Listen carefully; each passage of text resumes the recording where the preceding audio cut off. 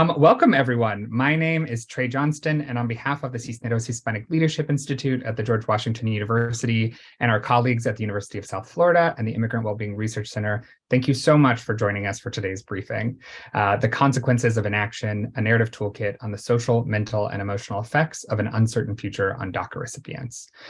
Given the focus on mental and emotional impacts, it feels a little odd to say that I'm excited for our speakers to discuss the toolkit they'll be presenting today, but I do hope that hearing about the research and the stories of young DACA recipients in their own words will energize all of us and help illuminate just how big of an impact a clear path forward can have for some of our most vulnerable friends and neighbors. Much of the dialogue around DACA has concentrated on what will happen to DACA recipients if the program ends and how to extend the deadline. However, there's been less emphasis on what is happening and the very real consequences felt today and right now of leaving DACA recipients to live in uncertainty. The academic article, the one-pager, and now this narrative toolkit are all a response to this gap in the larger conversation. And as you know, or will know once you hear from a few of the study participants today, DACA recipients have and do speak for themselves and their own needs. It's our hope that these resources can elevate their voices and that the academic rigor that backs this National Science Foundation funded research can be a useful tool for anyone seeking to move from inaction to action. So today our agenda will get us started with Dr. Elizabeth Aranda, who is one of the principal investigators for the study, who will talk about the larger research project and the themes and findings that came from it. Dr. Aranda is professor of sociology and director of the Immigrant Wellbeing Research Center at the University of South Florida. She's researched and written extensively on migrants' emotional well-being and how they adapt to challenges like racial and ethnic inequalities and legal status, earning her multiple National Science Foundation grants and appearances on many media and professional article areas as well. After Dr. Aranda presents, she'll be joined by two participants from the study for a conversation on their experiences. Our first participant is Nancy Palacios, who is the Deputy Director of Faith in Florida, where she oversees training and manages the organization's civic engagement campaigns and leads their immigration program. A childhood arrival from Mexico, Nancy prides herself in aiding leaders to walk into their power so that together we can build a state that recognizes dignity in all people. And our second participant is Serenia Cervantes, a community organizer for Faith in Florida, who focuses on advocating for local, state, and federal policies that benefit immigrants from all walks of life. He's also a current student at the University of South Florida, working towards a master's in public health.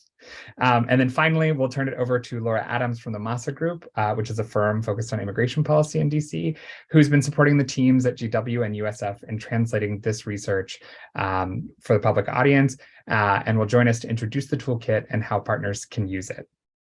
At the end, I'll come back and we'll have several minutes to answer any questions that you may have, but you're also welcome to submit questions throughout the event via the Q&A function that you'll find at the bottom of your screen.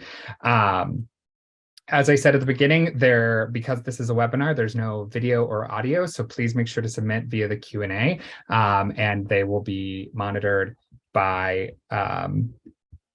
the folks helping us run it today.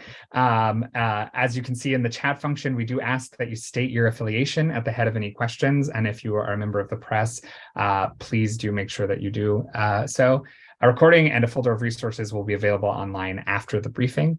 And we are, again, so thankful that you are here today. And to get us started, I'm going to hand it over to you, Dr. Aranda.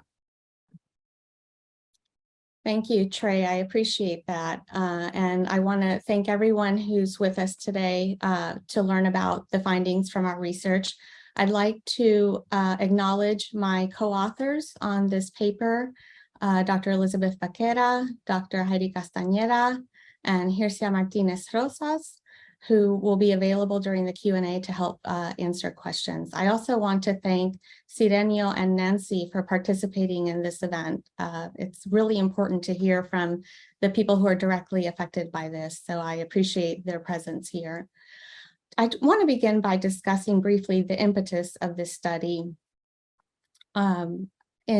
For the 2016 election, I was wrapping up a study on undocumented young adults, and I had an interview scheduled for the morning that the presidential election results were announced. And we had confirmed the prior day that we were having the interview, the place, the location, the time. And that morning, the young man I was going to meet didn't show up. And that alarmed me. I didn't hear from him. He just disappeared. And it got me thinking and talking with my co-authors about what are people who are in a precarious status going to do? How are they going to negotiate the next 4 years under that presidential administration?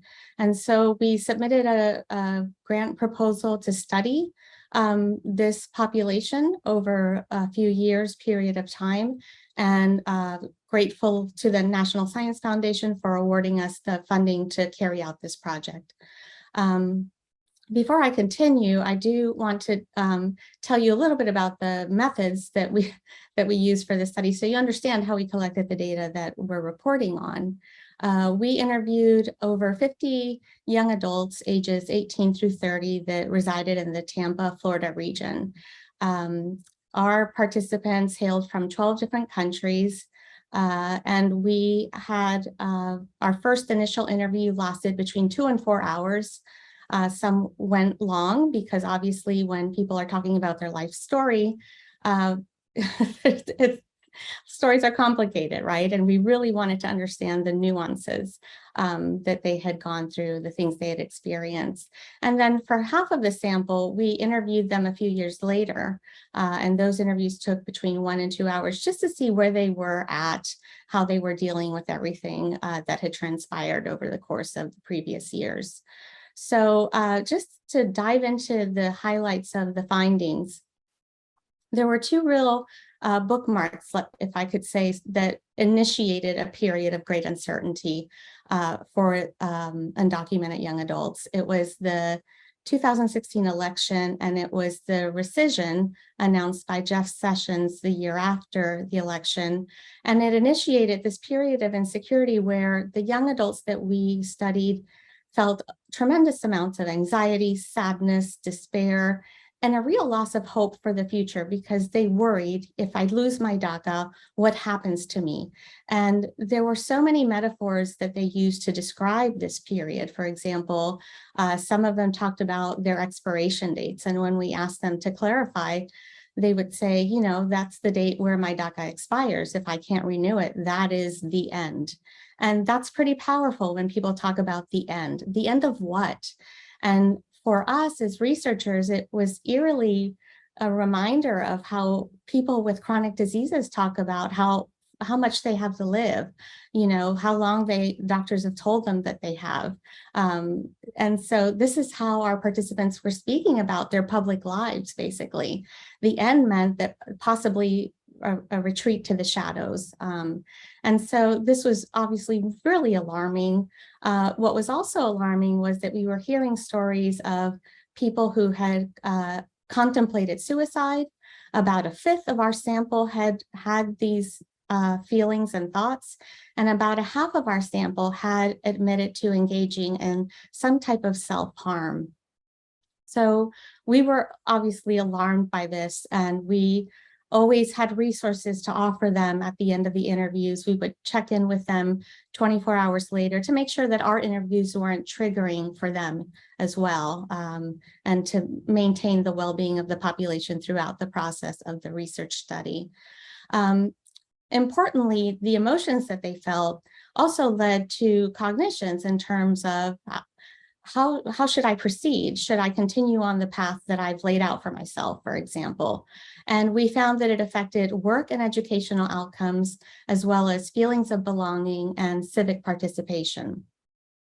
So just to give a few examples, when it came to work, some people felt that they might have been aspiring to increase their job opportunities and move up to jobs that maybe were better paying, that had more security, but they felt like that if DACA expired, these jobs, they would be in new settings, their employer might not know them, so they might be more at risk for being fired. So they stayed in jobs that maybe weren't what they wanted out of them in terms of income and security, but it was comfortable, right? It was their comfort zone. So that safety of what they already knew, and maybe their boss already knew their status, sort of shielded them from the unknown of what happens if I move into a better paying job, but one where I could be at risk of being terminated if DACA goes away.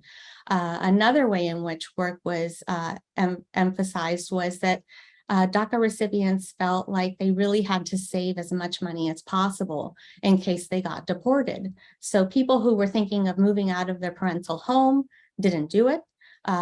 Folks who thought of buying a home didn't do it. They just saved money. In terms of educational outcomes, we had participants who dropped out of master's programs, who dropped out of undergraduate degrees, and we had some who didn't apply to university at all because they felt like, what's the point?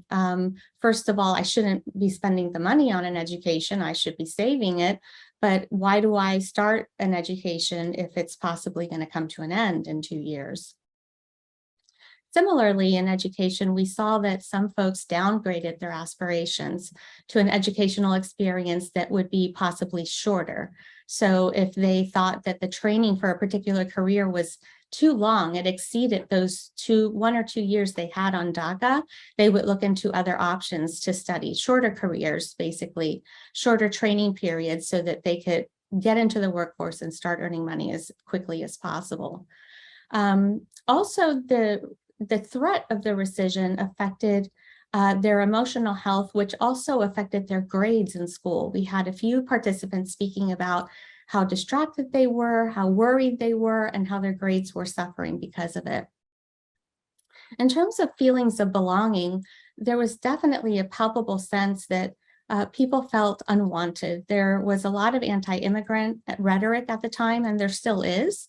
And certainly the actions, the threat to DACA itself, made participants feel like, you know, this country doesn't want me. I grew up here. I feel part of this country, but at the same time, perhaps I don't belong here. You know, the question though was, where do they belong? Oftentimes they came to the country at young ages, so there wasn't really an affinity for those countries of origin or any social ties. Some family ties were severed, so not everybody had that option of reconnecting with people in the old country. Now, an exception to sort of some of the negative trends that we found was civic participation. DACA recipients sought to get more involved and to draw attention to the issue. And so we saw people who maybe previously hadn't attended rallies suddenly show an interest in rallies and connecting with others who were in similar situations. So we identified these outcomes based on the threat to a change of DACA. Now, imagine if we actually lost DACA or any kind of pathway to regularization. This could possibly amount to a public mental health crisis among this population. There's a lot of reason for concern, as I'm sure many of you are aware of. The political space that they are living in, from court case to court case, is excruciating, and it is a form of trauma they continue to live with until they can find a resolution to their statuses. So those are the highlights of our research. I believe that we have the full report available for your review. But what I'd like to do now is pivot and speak with Cisneros and Nancy, who are two of our participants who have agreed to share their stories with all of us, because oftentimes I'm just sort of the means to you understanding some of the stories, but they can tell you from first-hand experience how they felt during that time and perhaps how they continue to feel now that we're seeing DACA still litigated in the courts. So I'd like to invite Nancy and Cisneros to come on camera and introduce yourselves and maybe speak about how you were involved in the project. Hi, everyone. Thank you, Dr. Aranda, for inviting us into this space and for everyone who's here just listening and learning from this project. My name is Nancy Palacios. I am an immigrant from Mexico, and I came to the US when I was 6 years old. I am the oldest of two sisters who are, you know, also undocumented and grew up with DACA.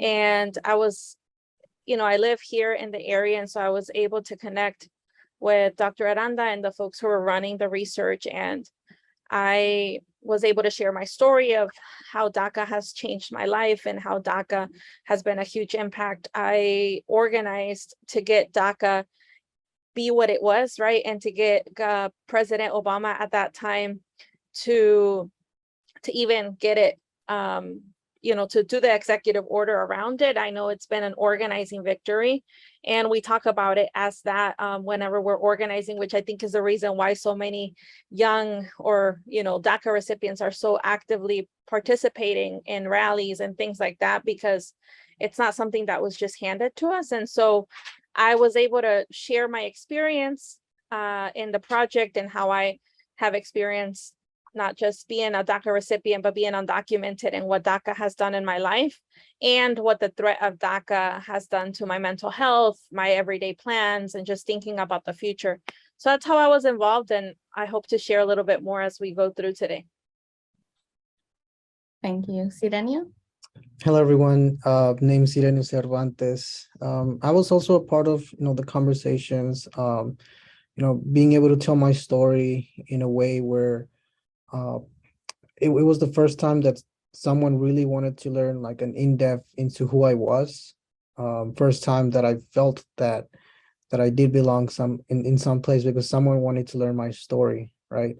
And unlike Nancy, I think a lot, because I'm involved in a lot of the work with immigrant justice, they assumed that I was part of the group of students or even, immigrants who advocated for DACA. But during that time, I was actually just graduating high school, going from job to job. And I was working at a farm in Michigan during that time in June 15, 2012, when they made the announcement. And I did not know if it was true. I did not know how it came out to be, right? And it was, after being involved that I realized that it was through hard work, people who wanted and advocated for something for their families, for themselves. And like Nancy mentioned, it wasn't handed to us, right? And I'm really glad to be a part of this project and hoping to see where this takes us. And I'm sure it's going to take us to somewhere positive for a better world for all of us. Thank you. We really appreciate the sincerity with which you speak. I just have a few questions for you. Our research speaks of the consequences of the prolonged congressional inaction regarding DACA, the plans that were interrupted, the waiting for answers. Can you share a couple of specific examples of how this inaction has affected you as an individual and what it has meant for you? Yes, I can share. As you were going through what you found and what you all found in the research, I could see myself in almost all of them. I'm one of the DACA recipients that during that uncertainty, whenever DACA was being threatened, made the choice to go full-time. At that time, I was at USF as a student and going for my undergraduates, and I knew that DACA could be a threat that semester. So I actually went full-time, got in debt to be able to pay for my school because I was paying out of pocket. And then after that semester, I stopped going just because I owed so much money that I had to pay back before I could take another course. And I wasn't sure yet of whether DACA was going to continue. So I was one of the DACA recipients that said, no, I have to save. I have to make sure that aside from what I need and the needs that I needed in that moment, I'm also one of the ones that helped sustain my home, right? And the uncertainty of it for me was financially preparing for it. And so I stopped going to college and I stopped pursuing my degree, which I hope to go back to, but that was one thing that I stopped. I was in a lot of mental breakdowns, not knowing what was going to happen. And while I had a stable job, me losing DACA meant I was going to lose my healthcare. And, I've had a lot of health issues, probably as a result of the uncertainty and what it does, what stress does to your body over the last couple of years, and not having healthcare, not having access to that would have just meant that I would have not been able to get the care that I've been able to get. Because DACA, even though it's been in limbo, it's continued, and I therefore have a status and have healthcare. I also had to make the choice of not purchasing a home when homes were probably a little bit more affordable than they are now. And, the fear at that time also stopped me from being able to do advanced parole, which was one of the benefits of having DACA, applying for advanced parole, being able to travel to visit family members back home who were sick, and just making choices around that and not being able to think long term as to what I wanted to do, because I wasn't sure as to what was going to be available to me and what limitations or how I was going to be limited in being able to complete any plans that I had. And then, of course, the fear of continuing to drive in the state of Florida, where if you don't have a status or a social security number that's active, you technically can't renew your driver's license, and what that would mean for my family, given that a lot of the laws that since this research happened have happened in the state of Florida that are anti-immigrant, that makes the police have to work with ICE, and what that meant for me and for my family, being as one of the main caretakers of people around me. So those are just some of the things that I have seen that I've had to put on hold and just not prioritize as DACA continues to be in limbo. Thank you, Nancy. Cisneros, how about you? Yeah, definitely. During that time, I think those who know me, I was in the process of, taking the MCAT. I was, a pre-med for a while during that time. And when that decision came out, uncertainty, we have to make decisions, right? And I took it very difficult, and it really impacted the outcome, at least to what I wanted to do in the future. And like Nancy mentioned, it's really hard to plan ahead. It's really hard to plan around your family, to plan around your friends, school, and everything, just in general, right? Work. So even now, I think I'm doing my master's in public health, and as we mentioned, DACA is still under threat. And one of my decisions was, I need to finish school quickly, because currently as a DACA student, we do get a tuition waiver to pay in-state tuition. And I'm here thinking, I don't want to lose that. If they take out DACA, now I have to pay out-of-state tuition, right? So the same decisions that I had to make back then, I still feel like I have to make those decisions now because it's still uncertain, right? I'm hoping, I'm praying that the decisions I make are the correct ones. But sometimes, based on this, there's stuff that it's outside of our control. But maybe I'll speak of it a little bit later. But even though it seems like it's out of our control, like, we're doing our part to try to change a lot of these things. Thank you both. The research you participated in brought to light a range of reactions from DACA recipients and their loved ones, including resilience and resistance. And I was wondering, how have you managed to forge on despite the uncertainties regarding DACA? Yeah, I think for me, being able to be in community with others who are directly impacted has been a key part of how resilience has shown up in my life during this moment. I think knowing that I'm not alone and knowing that we continue to advocate and are connected to organizations like the one that I work with Faith in Florida and many others at the national level, just lets you hold on to that part of hope. And you have no other, for me, I have no other choice but to be resilient, because there's too many things that are holding on to that. And then part of that too is that when you work with directly impacted people, folks who are DACA recipients in our communities, Faith in Florida has a program that specifically makes sure that we're like working with this community and helping them file and everything like that with attorneys that do the work pro bono.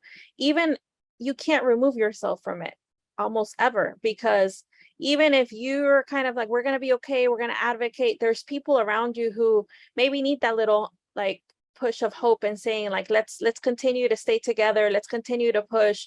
And whether you want it or not, I find myself in a place where I'm having to be resilient to give other folks that hope and that push, right? To say like, change can happen if we just push ourselves to it, and yet also find myself in this limbo of not knowing and not being able to control what may happen.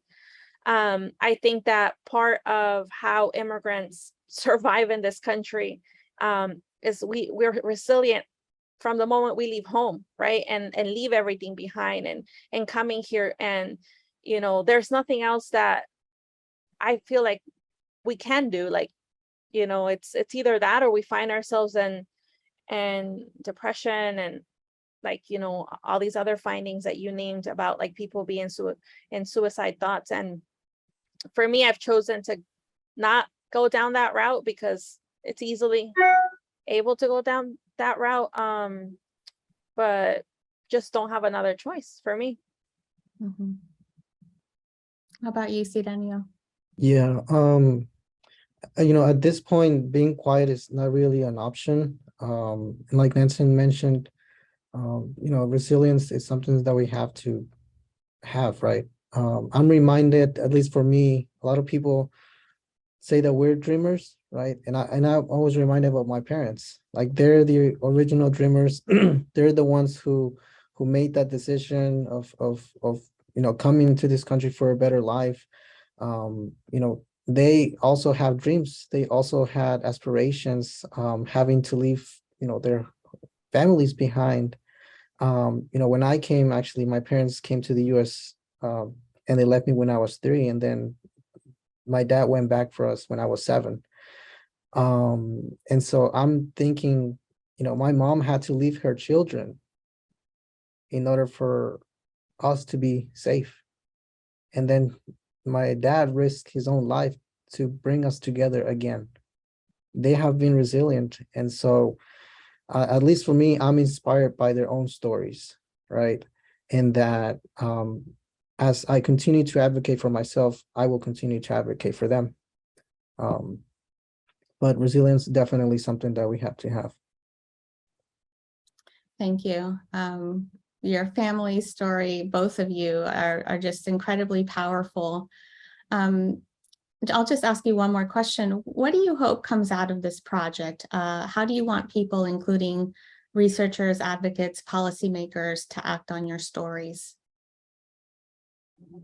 Yeah, I hope that you know, folks who are listening or are able to access this project and take the data. A lot of times I've always said that stories are a valuable part of the work that we do in advocacy, and that there's numbers, right, of how many DACA recipients exist in this country.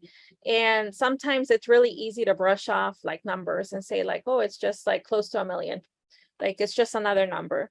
But when you start connecting stories to research and like folks who are trusted voices like you all are, with this research project, I think it just gives more weight, and pairs the stories that you hear in the community with real data, right? And once you all highlight the impact of what this is, I think that my hope is that this will help continue to shine a light on the need for us to have permanent protection.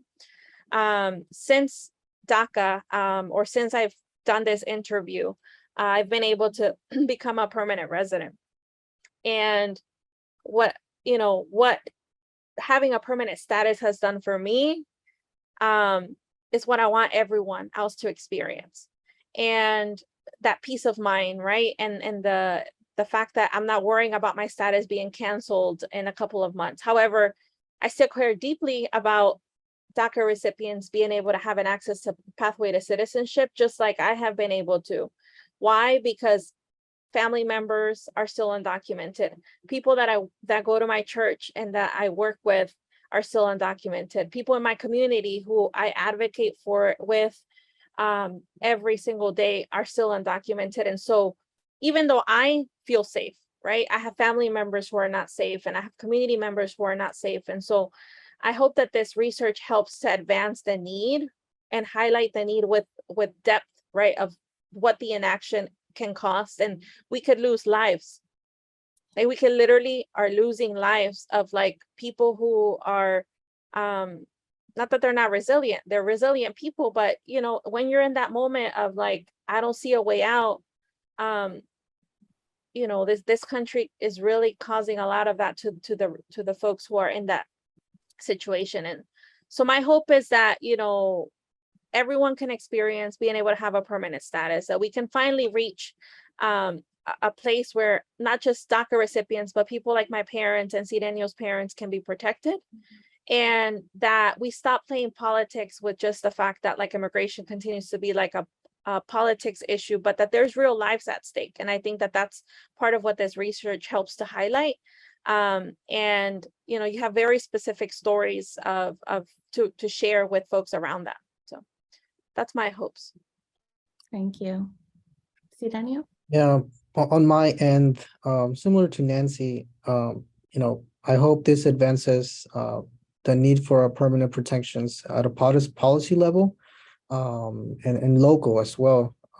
Part of our work, we hear the stories of everyday families that, they have to drive their children to school. So my hope is that this research is a beginning for more research, that reaches into the families of DACA recipients. DACA recipients, lived in mixed status families with U.S. citizens, permanent residents, DACA and undocumented. And it's those families that continue to have roots in this country, right? And this stories that are on this research highlight that a lot of us have made roots, and that we have families here, and that we're afraid to leave our families. And it's that uncertainty that continues to haunt us every day, right? And so my biggest hope is that we continue to advocate for policy for permanent residency, for U.S. citizenship, for U.S. citizenship for all, and that we continue to highlight the stories that are often left in the shadows. Absolutely. Thank you so much. I really appreciate, we all do. We really appreciate you putting yourself out there and sharing your stories. I'm going to transition to Laura Adams now, who's going to talk a little bit about the toolkit that we've put together for dissemination after this webinar. Laura? Hi, everyone. So I'll reintroduce myself, but my name is Laura Adams, and I'm a Senior Policy Associate at MASA Group. We worked with the Center for Immigrant Wellbeing and also the Cisneros Hispanic Leadership Institute to kind of put together a toolkit based on the research that they created over the years. So just in an effort to bridge that gap between this research and the folks that might be able to use it, we have this toolkit to bring those results of those hundreds of hours of interviews over so many years to you. I think, as we know, a lot of us on this call, how important storytelling is as part of persuasive advocacy, as Nancy was saying. State and federal legislatures will put more weight on feedback from someone who is, one, from their district or their state, and two, who's directly impacted by the issue. So centering those voices is pretty essential. We always use storytelling to connect human impact to public policies, right? It lends credibility to a piece of legislation or policy change. It gives a really vital context to the impact on people's individual lives and their individual futures. It can break through a lot of the kind of, at this point, kind of calcified rhetoric around especially DACA, and put a human face kind of to the problem. And it also kind of gives urgency for a solution. These are real people's lives, and these are real consequences that people are facing. And it can also, even speaking to folks that may potentially agree with you, it can engage that person and get them to also move into action in ways that they may not have previously. So what I want to do really quickly is kind of share my screen to kind of show you this resource.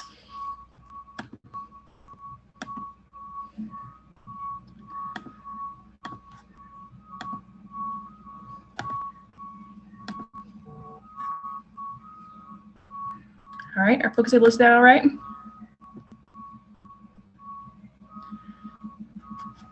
Right. So this is the landing page that we'll be sharing with you afterwards. This is the Consequences of Inaction. This is a link to the toolkit here, but also you'll find a one-pager based on the results of the study itself. You'll find more information about the projects that created this, and you'll also find information from this briefing itself. So this is where you'll find all of the resources that are attached to this briefing, including the recording to this briefing and the bios of the speaker that you heard from today. For right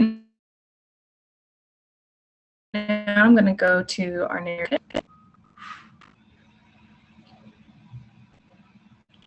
So this is a living kind of Google Docs style toolkit. So it will be updated as needed, but this is where we are today. If you look at the table of contents, you'll see that we've organized this by action. So this is kind of the purpose of the toolkit itself, how to use storytelling, and especially how to use the toolkit depending on who you are. And we'll talk a little bit about that in a second, but I'll start here with the key takeaways. This is a linkable.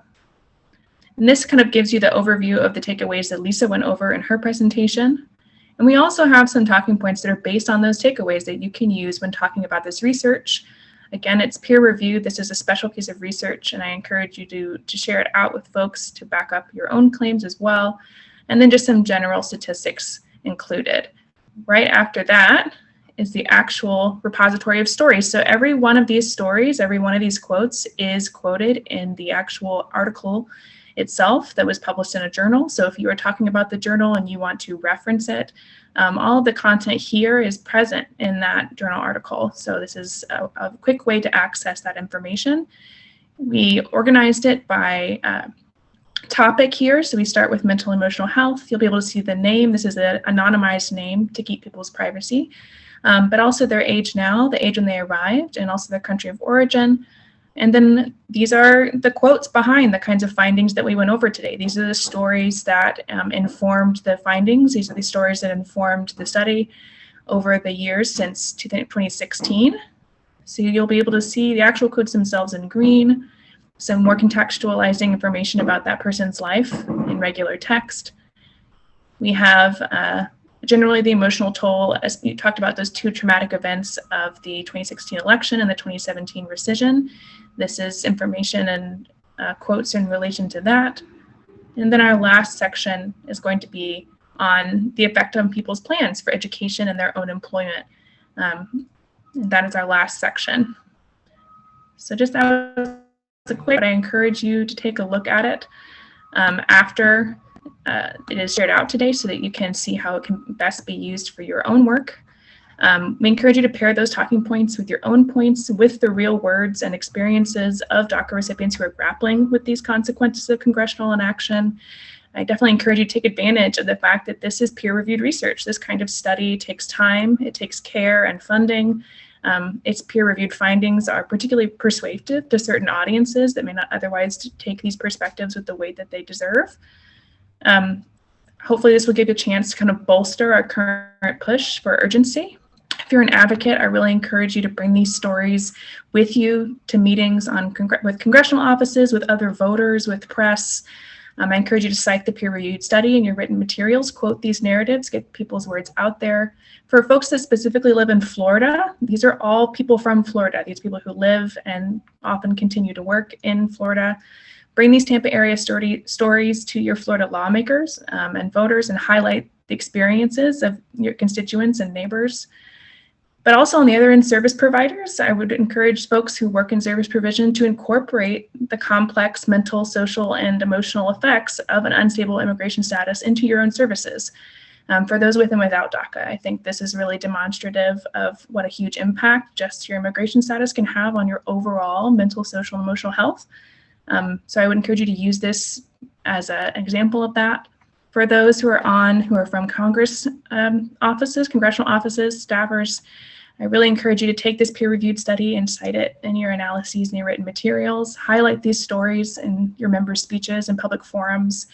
Bring these perspectives and these experiences to the floors of the House and the Senate. Especially Florida delegations, highlight these experiences of your Tampa area constituents and with your community members. For press that's on the call, I hope that you will feel empowered to cite this study in your own findings and in your own writing. And especially when you report on the benefits of DACA or the consequences of its end, to include context and the consequences of this current period of uncertainty, of being between the benefits of DACA and the consequences of its end, and what that means for DACA recipients themselves and their families. We have the information available to contact the heads of this research if you're curious to speak with willing participants or with the researchers themselves. So I encourage you to do that outreach. But with that, I'll pass it back to you, Lisa and Trey. And I also encourage folks, I think the Q&A is coming up. So if you have any questions that you'd like to ask either the researchers in general or the participants, I'd encourage you to stick them in the Q&A. Excellent, absolutely. Thank you so much for that walkthrough, Laura, and thank you once again to Nancy and Cisneros. Before we move to the Q&A, as we're talking about kind of the power of storytelling and all of these words, I am even having like myself been fairly familiar with a lot of this research at this point, I still was taking notes of some of the things they said, and it wasn't missed on me that as we're talking about the problems of inaction in uncertain futures, Nancy shared with us that she has hope because she has no other choice, and Cisneros said the words, we have to make decisions. So as we talk about people pushing off decisions or not taking action, the notion that that's a luxury that not all of us have, I thought was really profound. And so as we start moving to the Q&A section, I want to invite up a couple of the other researchers that were involved in the original project that has helped produce the materials that we have today. That's the National Science Foundation funded Immigrant Youth Project. The first is Dr. Elizabeth Vaquera. She's Associate Professor of Sociology and Public Policy, as well as the Executive Director of the Cisneros Hispanic Leadership Institute at the George Washington University. Second is Dr. Heidi Castañeda. She's a Professor of Anthropology at the University of South Florida and a regular collaborator with both Aranda and Vaquera. And then Hircia Martinez Rosas, who is a PhD candidate in sociology at USF, who also participated in this research. These four were involved directly in the paper that much of this toolkit comes from, but I also see a couple familiar names in the group as well. And so I just want to give a quick shout out to those folks that were involved with the larger Immigrant Youth Project that I can see in the chat. So thank you all for being here today. As Laura said, you can drop your Q&A questions in the chat, but one area that I really want to start with, especially because Laura mentioned kind of the impact of what does it mean to have something local to your area, or what's the relevant of the district, is this research takes place in Florida. Can you talk a little bit about what makes a study in Florida relevant for other districts, or for kind of thinking about the questions of undocumented status and DACA recipients more generally? Thank you, Trey. And I want to invite my co-authors to jump in if there's a question that they would like to answer. I'm happy to take the first one, and then I'll yield the floor to them. But Florida is a really interesting state for this kind of research. At the state level, it's a restrictive environment in the sense that, people don't have access to driver's licenses, for example. E-Verify is utilized. And not just that, but from the state level, but also the population is interesting in that it's quite diverse, not just in terms of national origin, but also in terms of the ways that people become undocumented. So whether it be because their families cross the border undocumented, or because their families might have come with documentation, but their visas might have expired, we really get a little bit more heterogeneity in that population than we would see in the classical studies that come from border states. It's definitely an interesting context for research, and it's also a state that doesn't maybe have the kind of advocacy infrastructure that a place like California has. And so that might make it a little more difficult for people in this situation because resources might not be readily available. I think the work that the organization that Nancy and Cisneros work for is doing amazing work, but we need more of that in terms, because research has shown that when young undocumented adults can connect to these organizations and find people in similar situations, that is an outlet right there for someone to talk to. And having someone to talk to that understands what you're going through can just be life-changing, basically, because it opens an avenue for you to articulate your feelings so that you're not just stewing in what's affecting you and you have nowhere to turn. By being able to connect with these organizations and people in these organizations, you can process things with somebody else, and collective action usually can lead to bonds of solidarity that can get people through some of these mental health challenges. So that's why Florida is quite unique in that regard.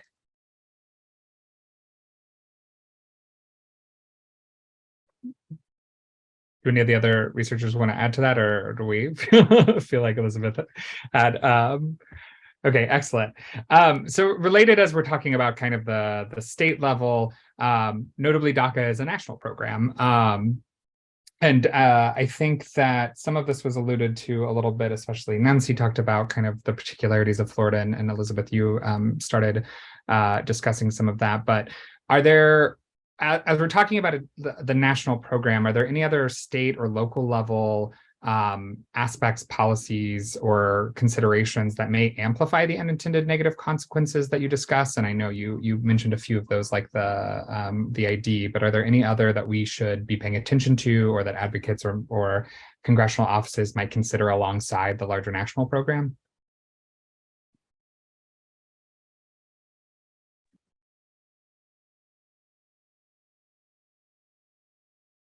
I'll let any of my co-authors chime in, but if not, I can certainly answer that.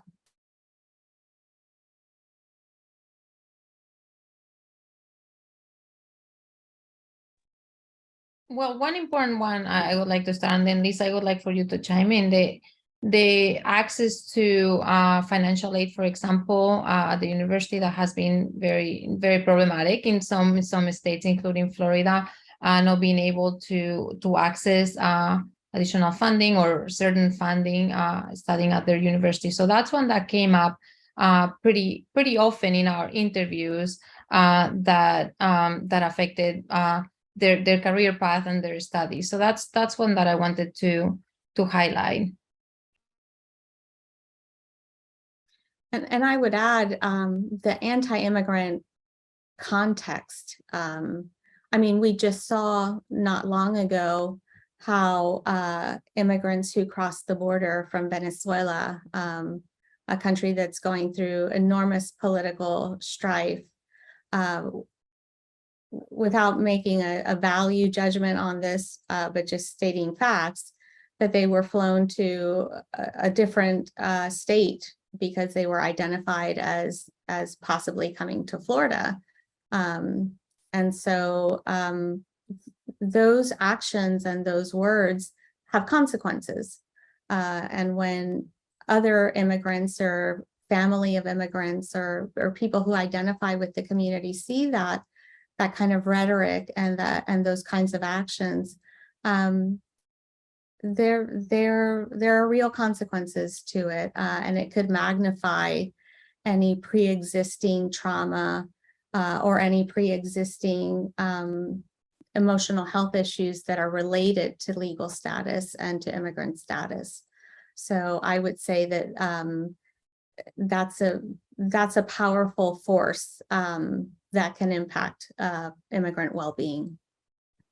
And our study was based in Florida. At the same time, many of the findings that we report here are representative, most likely from the experiences of DACA recipients and undocumented young adults in other states, both restrictive ones like Florida, but also in other places. So what we've been hearing here is it's a more universal experience because DACA is a national program, right? So the threat of ending the program, that affects all of the participants or all the DACA recipients, whether they're in Florida, whether they're in Texas or in California. So there is a universality in what we are reporting here that not only it represents the lives of those that we interviewed in Florida, but beyond. So we believe that the stories that we report are representative beyond those that we talk to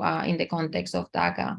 One thing that I would like to highlight for those of you interested in reading more on the research that we published has to do with the diversity of respondents that we were able to talk to and show or represent in our research. Many times when we think about DACA recipients or undocumented young adults, we're thinking of border crossers. We have fairly diverse sample. In our situations, we have visa overstayers and other situations, and in which we try to represent different experiences, both in how they became undocumented in the United States, but also how their family lives and their immigration stories are very diverse. We also interviewed participants that lived in more rural areas and others that lived in more urban areas. So we're trying to capture the diversity of experiences of DACA recipients that come from different backgrounds, and they have different families and personal histories. Thank you for that. Relatedly, so as you're talking about the universality and how this affects kind of people even beyond capturing the study, Cisneros, you made a really good point of bringing up that many people that are either undocumented or are themselves DACA recipients are in mixed status families, or are not the only people that are directly impacted by DACA rescission itself. Can any of the either researchers or either Nancy or Cisneros, from your personal experiences, talk a bit more about kind of how DACA rescission also affects kind of families and those around DACA recipients in impactful ways that might be important? I can share some, and then if other folks want to chime in, that would be great. So in personal experience, like I said, my family, you know, we live pretty close together with each other. And so one thing, just as simple, right, is like our electricity was under my name at my mom's house because she couldn't put her electric bill because they would ask her for a social to be able to have her lights on. So something as simple as that, being able to have our lights on at home. A lot of DACA recipients are also the ones who move our parents around, right? Because there is no driver's license and because there's such a high risk of them being able to drive in the state of Florida without putting themselves at risk of deportation. We're, you know, folks who drive our parents around, we're caretakers, we're like that financial stability at home, to know that like if all fails, like at least we have a work permit to continue to work. And in my case, right, with DACA, when advanced parole was available, you know, and it wasn't a threat, which right now it's not, I was the one that was able to go apply for it, be able to go and take care of my grandmother back in Mexico, while my parents, who were completely undocumented, couldn't. And it made a difference on my grandmother still being with us, because there was someone to take care of her and give her the medical needs that she needed. And so we're very rooted within each other, right? And whenever Cisneros was talking about like how we have roots in this country, but we have them together with each other, like with our family, we're interlocked, and we really like, so at least in all the families that I've spoken to that we work with or that I've in a relationship with, like we like depend on each other for things to move forward. And so when one of us isn't stable, when one of us is that fear of deportation, or our license is about to expire because it expires at the same time that our work permit expires, that takes a toll on the entire family. And when we suffer, our parents suffer, right? I don't know how many of you listening are parents, but I'm sure when your kids are not okay and they've had something and some stability and that's about to be taken away, that hurts. And what that does to our families is mentally, right? It's huge for everyone. Yeah, this idea that speaks to something that we've written in another research article where we talk about how important DACA recipients are for their families and how they act as what we call brokers, right? Many DACA recipients might be the only ones in their family that might have a driver's license, right? So they, as you were saying, you know, you might be the one driving your parents or other family members because you would have a driver's license. So the threat of losing that driver's license has consequences for many others in the family, not just for the DACA recipient. So some of those have benefits, or losing some of those benefits affect the family overall. Yeah, and I'll chime in just really quickly that these are what we call the spillover effects. And what oftentimes people don't realize is that, you know, the spillover effects don't just involve undocumented or people or immigrants. They also involve US-born citizens, because we know that many people live in these mixed status families. Therefore, it has consequences for those US-born citizens as well, because sometimes they end up becoming the brokers too in the family, if they were born in the United States. So those spillover effects are really important, because it shows the magnitude of the threat of these policy changes. They don't just affect the intended population, they affect many more people who are linked to them, as Nancy and Cisneros pointed out. And if I just may add just one last point, right?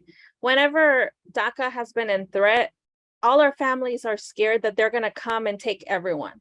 So if you live in a home who's undocumented, we think the government has our information. So if they want to come find us, they know where we live. And so that fear that then also goes to other loved ones who may be undocumented in our homes is also, I would say, another threat. If I can chime in, hi everyone, I'm Patricia Martinez Rosas. I'm one of the researchers on this project, but more importantly, I am a member of a mixed status family.